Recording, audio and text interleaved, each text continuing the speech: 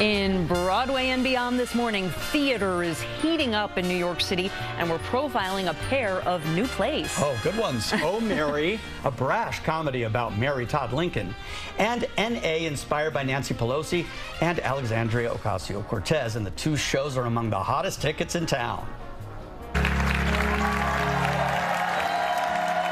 Wildly enthusiastic audiences and rave reviews made Oh Mary a sold-out and extended smash hit during its initial off-Broadway run. And now Cole Escola's admittedly ridiculous take on First Lady Mary Todd Lincoln moves to Broadway's Lyceum Theater. Where to? Broadway. The humor is biting and racy, and Escola says it's the result of zero research into Mary Todd and Abraham Lincoln.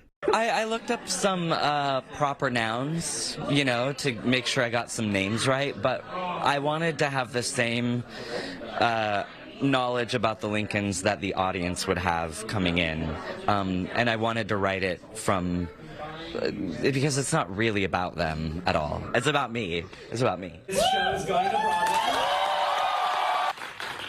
I think it's a mistake.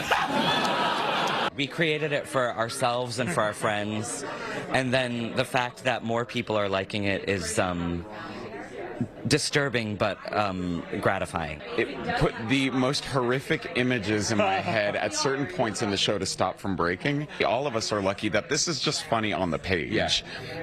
I read it at my kitchen table and was dying laughing.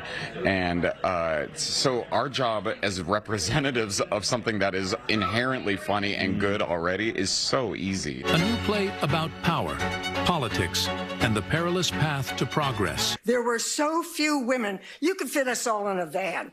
One van. The new off-Broadway play, N.A., stars Holland Taylor and Anna Villafañe as congresswomen. This is not for the faint of heart. You make it sound like a horror movie. No, horror movies end.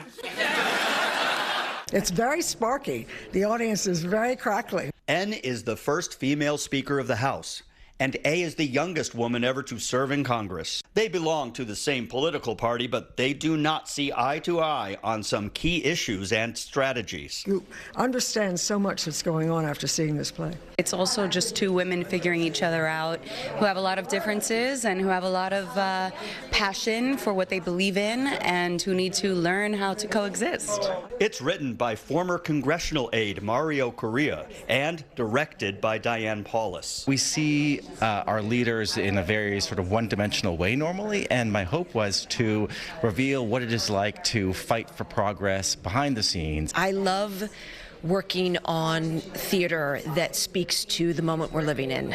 N.A. is playing at the Mitzi E. Newhouse Theater at Lincoln Center.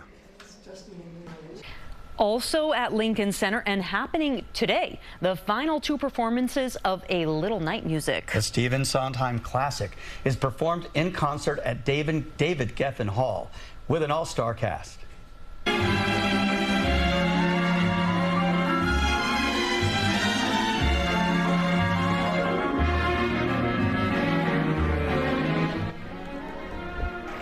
Cynthia Erivo, Ruthie Ann Miles, Susan Graham, Ron Raines, and Marsha Mason are part of a stellar cast performing A Little Night Music with a 53-piece orchestra, which nearly doubles the size of the original production, which won Best Musical at the Tony Awards back in 1973. Now, this show features Sondheim's beloved ballad, Send in the Clowns, and today's performances are at 1 p.m. and at 7 p.m. Definitely looks worth seeing. I mean, the plays look very interesting, but the music immediately put me at ease in that last piece. Yeah, the entire musical is waltzes, and they sing, you weren't hearing lyrics, but Sondheim's great lyrics, and so it is sweeping. A 53-piece orchestra, you'll notice that when a lot of them are down to around in the 20s, or if you're lucky, they're a 32-piece orchestra. So it's really a special thing to see if you want to stay inside. Right. With the weather that we're having. Love that. Well, thank you, Dave. Much more news still ahead, including another check on your weekend weather with Craig Allen.